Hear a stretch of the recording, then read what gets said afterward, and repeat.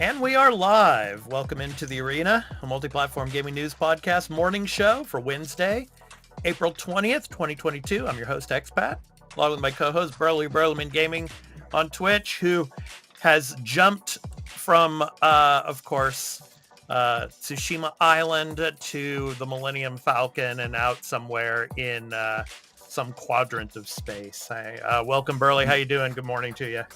Good morning. Hey, watch where you put that thing over. Sorry. Bad crew. How do you think I got to Tsushima so quick? Yeah, because you went through the Kessel. Yeah, Kessel run. Yeah, so that's how you got there so quick. Yeah, so. Exactly. Yeah. So I just want to let all of our viewers know that Burley has been playing with his virtual backgrounds. So now there's probably going to be spoilers for every morning show that you're going to know what the topic of the morning show is going to be from that particular background. Not everyone, because here's the thing, everyone. I am going to get lazy. I know that may be a shock to some of you. I'm going to have fun with it, but sometimes I'll just put a normal background or something. But I thought this was kind of, because of the one story, I thought it was kind of fitting and just kind of have fun with it. Yeah. So how was your day, Burley? Yesterday, pretty good, yeah? Overall, not bad, but I was just kind of tired as all hell. But I at least was able to get a good portion of what I wanted to get done of my deck for Sunday, because I've got the big stream Lucidon stream on Sunday. Okay, so. Nice plug. Yeah, cool. All right. Yeah, for me today, I had to go downtown with my wife and take care of some paperwork for my daughter to get her visa for her Canada trip. So had to get all that taken care of. We had to go to a notary, and it's just amazing how much money you have to pay just for a notary public to stamp something and to get approval. Just to justify the guy having a job. Yeah, it's amazing, man. Yeah. So. And we got a few people in the chat. We got Phoenix here from YouTube. Phoenix of Rising. Good morning, kind sirs. Good morning to you, Phoenix. And we have from Phoenix. Twitch, hey, peace. Yeah. Peaceful Warrior 3. Morning ma'am. Yes. Morning, ma'am. Yeah. So anyway, I had to take care of that. So get that done today. So I had the day off of doing that. So, but just going to the city office and getting paperwork and then having to go to the next office building and have to take care of the notary stuff. That was kind of a pain, but other than that, yeah, kind of a relaxing day in a sense. So I bet you never want to see paperwork again for a while. For a while, yeah, because it's inevitable, It's out here. But I just mean you did so much of it, kind of thing. Yeah, but I mean that's the thing. Japan is the land of paper pushing. I mean, if you ever come out to Japan, it's they're still 20 years behind. I mean, they're still using fax machines, for God's sakes. Oh, we still have them here. Yeah, we use them. Because you can't wiretap a fax, and you have to use it for the court and stuff. It's stupid. Yeah, but I mean, in the public sector here, I mean, it's they still use paper for almost everything, and paper folders and things like that. It's crazy. Yeah. Anyway, but that's beside the point. So today on our morning show, we're going to be talking about Amy Hennig. And she's got a new Star Wars game coming. We're going to talk about that. And of course, that's the reason why Burley has his virtual background set to the Millennium Falcon. So Assassin's Creed coming to Xbox, coming to Game Pass. That's the really exciting thing. We're going to talk about that a little bit. And then a couple of games we're going to show you. Xenoblade Chronicles 3 is coming, and Steel Rising. Ooh. So we're gonna show you some of that footage later on in the show. But first, got to get that coffee brewing, Burley. Yeah, because after a lot of paperwork today, man. Yeah, it's time for some coffee. Yeah. I agree, and we just got Phoenix in the chat. I appreciate you guys showing me love last night. No problem. Always happy to show you love. Yeah, no problem, Phoenix. Yeah, I don't get a chance to watch you so much because of the time difference and all, and things I got going on with the content stuff. But yeah, man.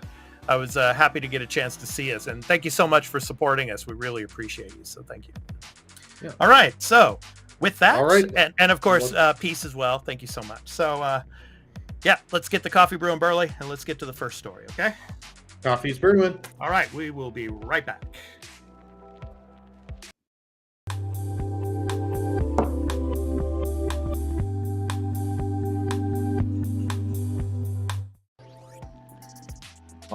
So Amy Hennig's new studio is making a Star Wars game. So this is interesting because remember Burley back in, what was it, 2017?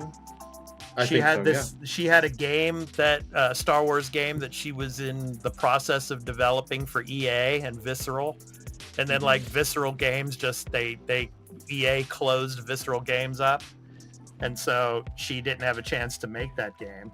I'm trying to remember what it was called. I mean, just trying to remember. But anyway, she had a game in the works, but it just didn't pan out, unfortunately. So now she's got a chance to do it again because she has her own studio now. So I want to read a little bit. This is from the StarWars.com. So a new Star Wars adventure is on the way from one of gaming's most acclaimed creators. Skydance New Media today announced a collaboration with Lucasfilm Games to develop and produce a narrative-driven action-adventure game featuring an original story in the Star Wars galaxy. Helming Skydance New Media is award-winning writer and director Amy Hennig, a game industry legend whose credits include the blockbuster series Legacy of Kain, Jak and Daxter, and Uncharted. And there's also been rumors out there, Burley, that they're going to bring Jak and Daxter back over at Sony. Who knows? We shall see that. Quote, I've often described how seeing Star Wars in 1977 essentially rewired my 12-year-old brain, shaping my creative life and future indelibly, end quote, said Henning, president of Skydance New Media. Quote, I'm elated to be working with Lucasfilm Games again to tell interactive stories in this galaxy that I love, end quote. Quote, we couldn't be more thrilled to be working again with Amy. She and the Skydance New Media team have the talent and ambition to create a unique Star Wars adventure, said Douglas, end quote, said Douglas Riley, vice president, Lucasfilm Games. Quote, their vision for making narrative-driven and engaging interactive entertainment makes this collaboration very exciting. We're working hard with their team of experienced and talented developers, and we're looking forward to sharing more with Star Wars fans when the time is right, end quote. So, Burley, are you excited for this? And is this going to be a current gen game, or do you think we're going to have to wait until the next generation to see this come? Yeah, this game will flop. No, I'm kidding. What? I had to just go for the dump joke there. Sorry. We got a few things in chat here. We got Phoenix saying the Xenoblade Chronicles 3 is going to be amazing. You're very welcome, my friend. I'm always down for new Star Wars game. Yeah, no, this game is going to be good. She has worked on a lot of great games and she has put in good effort. So yeah, if they've got the good team there at Skydance, has a good team, I'm very interested. Mm-hmm. If this game is to come out on this console generation, it's at the tail end. Yeah. Because these games, but we have no idea how long she's been working on this. They could already have a good 2 to 3 years on this game. Mm-hmm. And so we'll soon be hearing that. Yeah. Yeah, it still doesn't come to me it didn't really have a name. It had kind of a code name, but it was supposed to be a game focused on the time frame right after A New Hope. I think it was the time frame that game that she was working on when she was working with EA. Yeah. What was that? Was that 1313? That might have been one of them.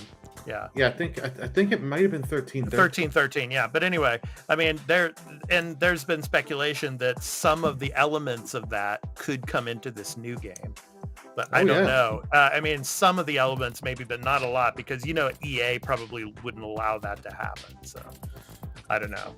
We'll see. But nonetheless, I'm really excited for this. I don't expect it to come anytime soon. Like you said, I mean, it could be the tail end of this console generation, or it might be possibly a launch title for the next gen, whenever that is for PlayStation 6 or, Xbox Series X2 or whatever it's going to be called. I don't know.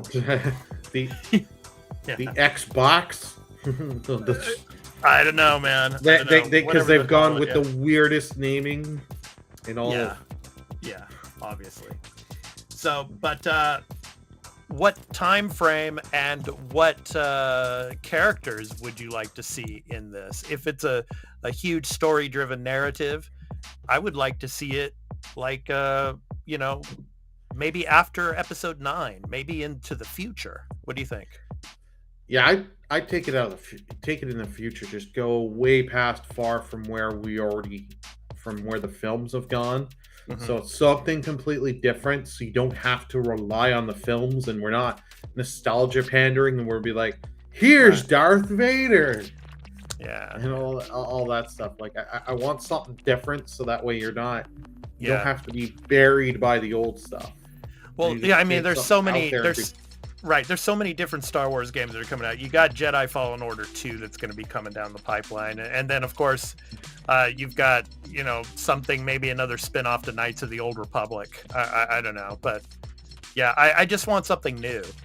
So set it into the future, you know, as long as it doesn't, you know, get in the way of some of the movies that they're working on. But yeah, that would be cool. So, all right. So yeah, a new Star Wars game, Amy Hennig, of course, and it'll be a story-driven narrative game, which is always amazing, especially, you know, the Uncharted games that she worked on and all. So yeah, I'm excited for that. Looking forward to it. All right, Burley, next up, of course, we're going to talk about a game that is especially fond to myself. You know, it's from my favorite video game series, and it's coming to Game Pass. Ooh. Yeah, and it's another Ubisoft game, and this is interesting because we had Rainbow Six, what was it, Quarantine, right? It was supposed to be Quarantine, but it was called, it became Extraction. Yeah. Yeah, the Extraction, and now we have another a game from Ubisoft coming as well. So we're going to get to that right after Burley flies the drone. So get that controller ready. We'll be back right after this. All right, here we go. Drone initiated.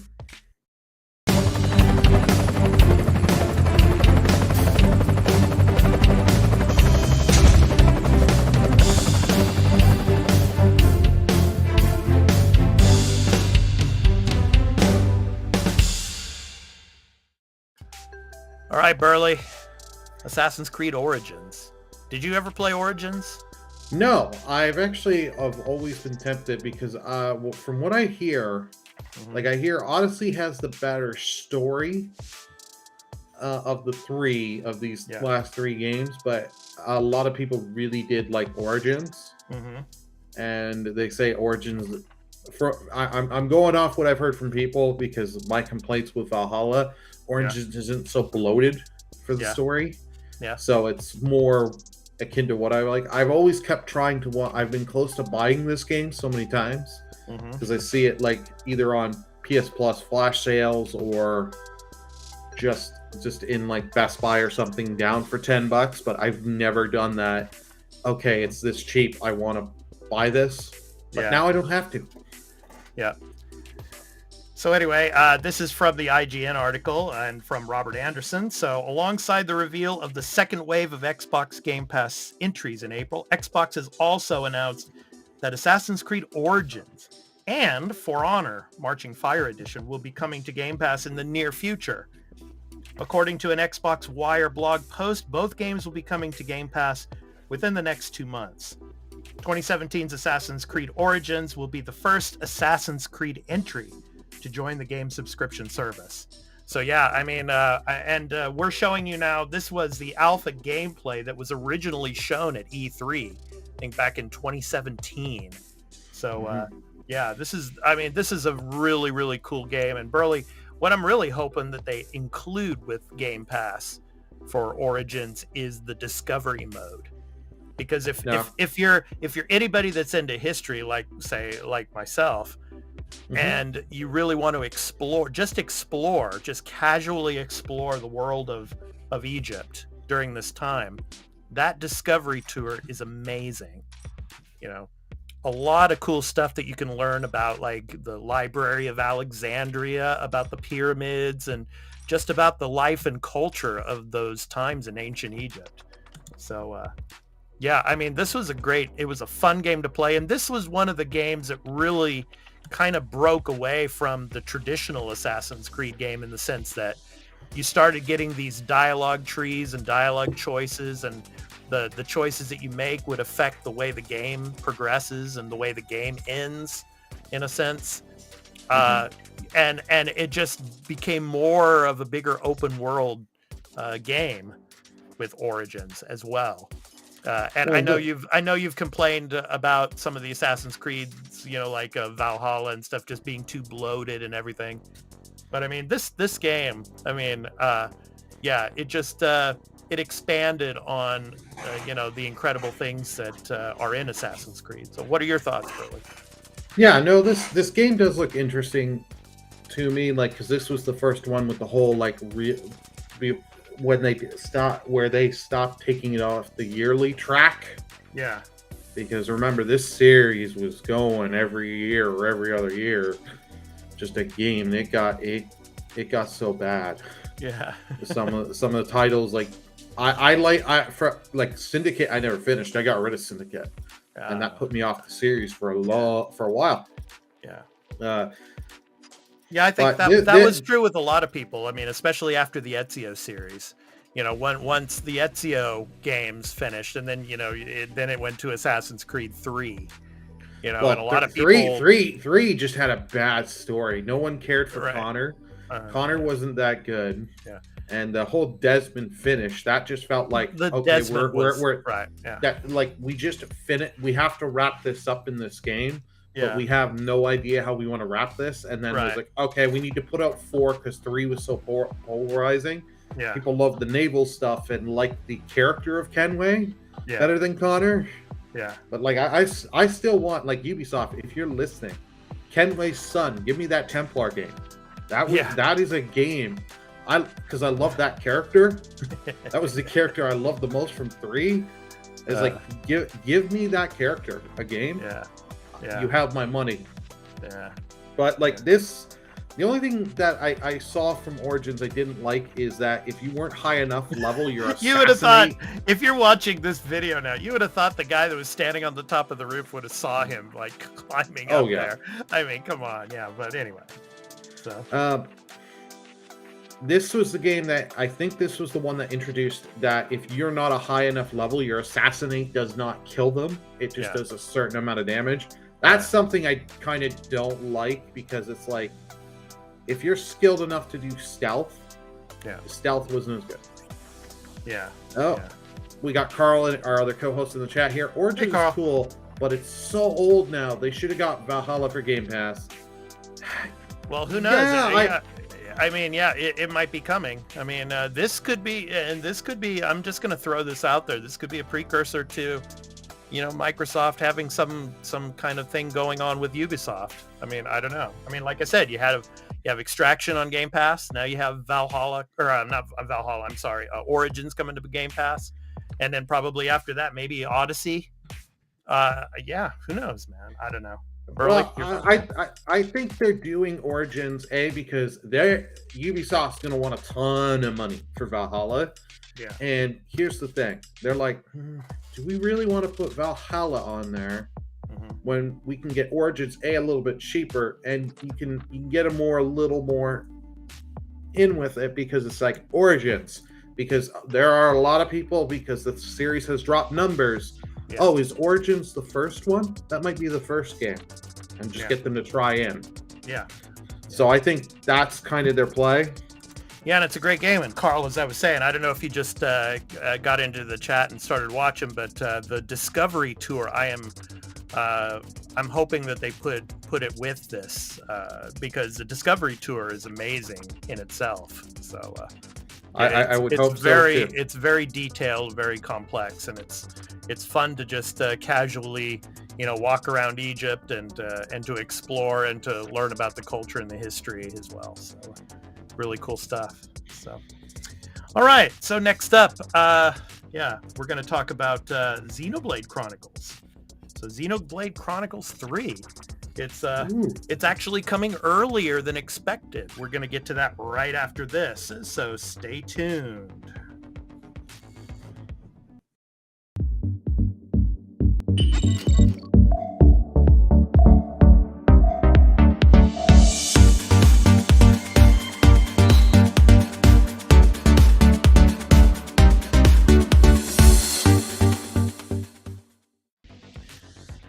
All right, So, this is from IGM and George Yang. So, Xenoblade Chronicles 3 to launch in July, months earlier than originally announced. So, a special edition has been revealed as well. So, I'm going to go ahead and want to play this for you. So, here we go. So, and as it's playing, I'll go ahead and read this for you. So, Nintendo and Monolith Soft have announced that Xenoblade Chronicles 3 will launch on July 29th for Nintendo Switch. The game was previously set for a September release date, but it has actually been pushed forward. So a new trailer here for Xenoblade Chronicles 3 was also posted. So a new press release adds some fresh gameplay details, including the fact that you'll be able to battle with up to 7 characters at once. So the game follows protagonists Noah and Mio as they navigate the turbulence between the nations of Kiev and Agnes. Noah's party will consist of 6 characters from both nations, including Lance, Senna, Uni, and Tyon. I think that's what it's how it's pronounced. They set out to uncover the truth behind the conflict, as well as reach Swords March, a land with a giant sword. So anyway, Burley, your thoughts? I mean, why do you think they're pushing this out sooner than it was originally, scheduled to come out? I think because Nintendo's in a weird spot. Because a lot of people were thinking Breath of the Wild 2 was coming this year. Mm-hmm. They don't have that. So what's their big holiday title we know that they have is Pokemon.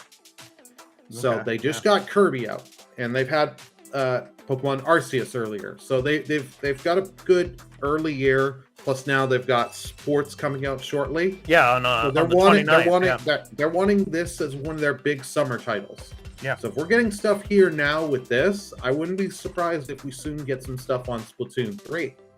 Yeah, we should be, because Splatoon 3 is, I think July or August, I think it is.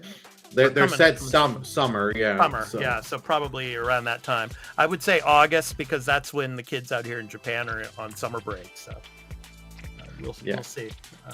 But anyway. This is a series I need to go back to. I have the 3DS version of the first game, and I need to finish it. Yeah. And then I have to play 2 and X, but just to have 7 party members all out at the same time out there. Interesting. That's wild. Yeah. Yeah, because you're usually it's 4 or 5 at max, or 3 party members on these kind of games. But 7. So that means the battles on this game are going to get chaotic. And I wonder how the servers will hold up, too. Yeah, it'll be interesting to see. Well, I don't think this series has multiplayer. I think this is all non-online. It's all single-player RPG. Yeah. Okay. So I don't think you got multiplayer servers. Okay. I could be wrong. I'm not as familiar with Xenoblade, if you can no doubt tell. Yeah. But anyway, yeah, it's kind of interesting how they're positioning, their lineup now. So getting this out earlier. So hey, if they're confident in the game comes and they know it'll come out well, get it out. Definitely. If the game is ready to come out and it's all good, that's what you want. But my prediction, though, I'm telling you right now, Burley and everybody out there, I think that Nintendo Switch Sports is going to dominate the summer. I mean, it's going to be huge.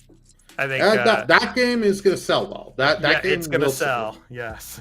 oh yeah, that's going to sell. Yeah. So anyway, we shall see. But anyway, all right. So next up, let's talk some Steel Rising, which is going to be coming as well. We're going to show you some of that as well right after this. So stay tuned.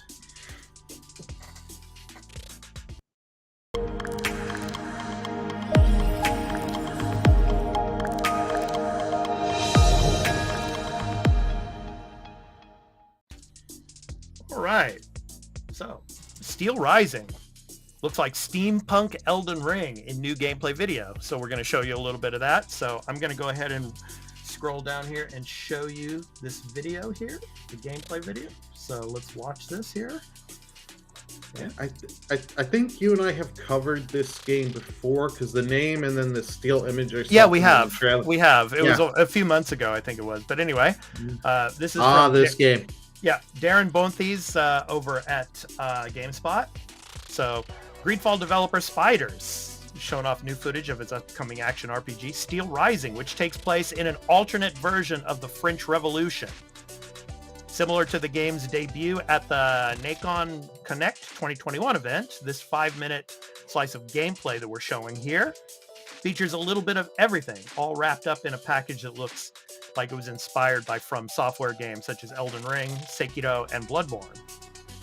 So I'm going to kind of read a little bit of the synopsis here. Quote, the revolution has been suppressed with bloodshed by Louis XVI and his merciless mechanical army, end quote. The video's description reads, quote, it falls to Aegis, an engineering marvel, to take on the king's ranks of automatons and change the course of history. The City of Light has been plunged into darkness and needs you. Use your energy, flexibility, and tools to navigate the streets, rooftops, neighborhoods, and castles of Paris and reveal hidden secrets, end quote. So yeah. As Aegis, you'll have access to an arsenal of weapons that include deadly steel fans, a shield musket, claws, and an outrageously French wig from that time period.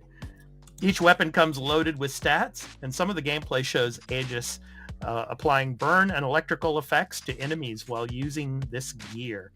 Steel Rising will release on PC, PS5, and Xbox Series X and Series S on September 8th. So anyway, what do you think of this gameplay, Burley? Gameplay, like, it looks good, but this is not for me. Like, I'm not the hugest on these, like, Souls-like games. Yeah. But I do like the aesthetic, and this being, like, a mechanical... your carriage there, yeah, your robot. Wow, look at that map. Yeah, I wonder how much of an open world this is going to be.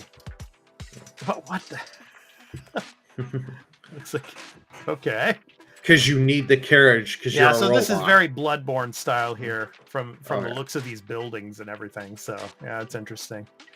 But yeah, this is very Bloodborne style here. Yeah, kind of like almost like it's copying Yarnum in a certain way. Yeah. Oh, and we have Carl here weighing in. Yeah. I wonder if a motion control game like Switch Sports will be successful in 2022. That gimmick has long passed its prime. I get what you're saying, but remember how big Ring Fit turned into. That thing went huge. And like Switch Sports, they're promoting it heavily on TV and stuff. Yeah. Like they have Jessica Alba. They're using her to promote it. Okay, Carl. Here we go again.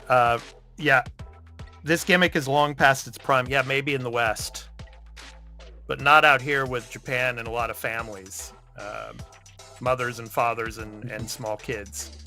They'll be playing this to death.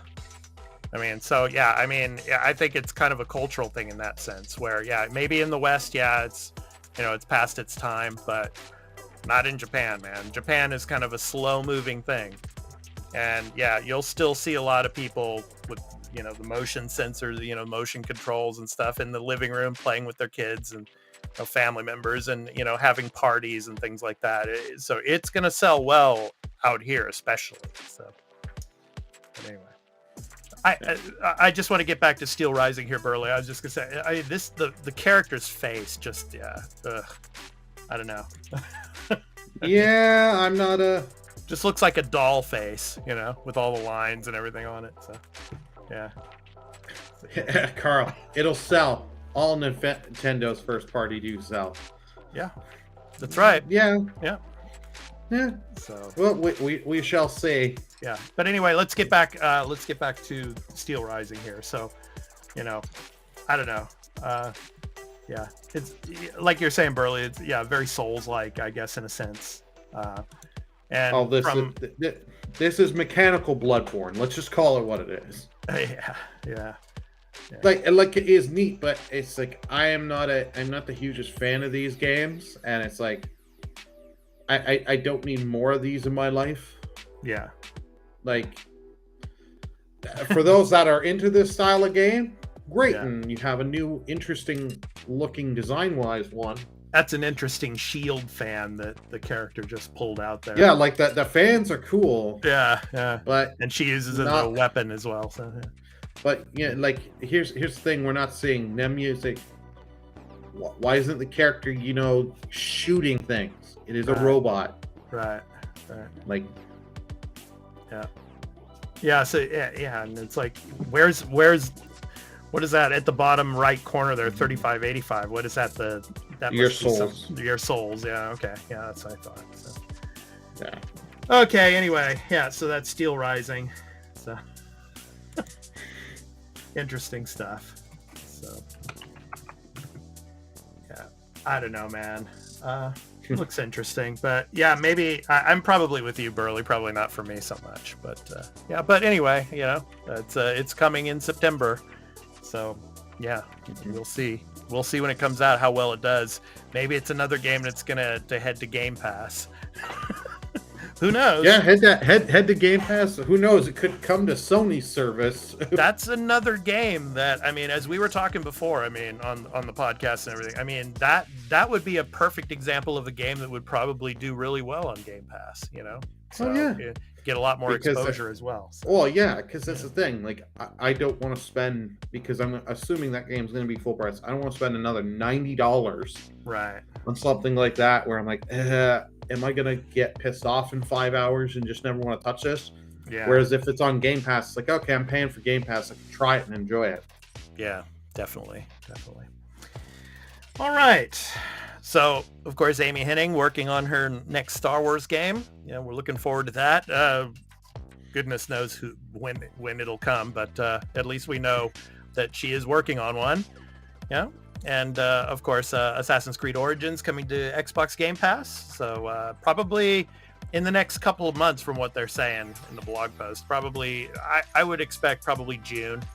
We'll see it, on Game Pass for June. So, and we got some new drops coming to Game Pass, and of course, we'll be talking about that on the regular edition of the podcast on the weekend. So, yeah, some announcements. Episode 82 of the podcast, of course, is now on YouTube, where we talk about our Mount Rushmore of video game characters. So be sure to check that out on our YouTube channel. So that's there. And of course, our latest episode of Extra Take that Burley and I recorded on Bloodborne, or not Bloodborne, I'm sorry. I was thinking about Steel Rising, like Bloodborne, but no, on Elden Ring. So yeah, our final take on Elden Ring. So be sure to check that out. So I mean, it's like, it's for most Souls people, it's like Bloodborne. Well, Bloodborne does come up in the Extra Take. That's all I'll say. And it's from the same development company, so From Software, which of course everybody is now throwing out there. Sony's going to buy them. Sony's going to buy them and everything. So yeah, anyway, whatever. Yeah. So yeah. And you can follow us over on Twitter at the Arena AMPGMP. So me, myself, and Burley and Carl, of course, we're there. So you can chat with us there on Twitter.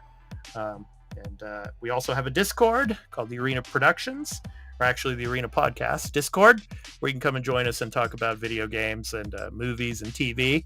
And speaking of TV, Burley, right after this, I am going to watch Moon Knight. So I have already watched it. Yep. So Moon Knight, I'm looking forward to watching that. And on our Instagram, I posted. It's funny. I posted the image of our latest episode, and we got a like from the official Oscar Isaac Instagram page. Oh, nice. So I mean, that probably, I don't know if that really means anything, but yeah. Oh, I know, but yeah, can't I be happy for 1 second on the show? Yeah, exactly. Yeah.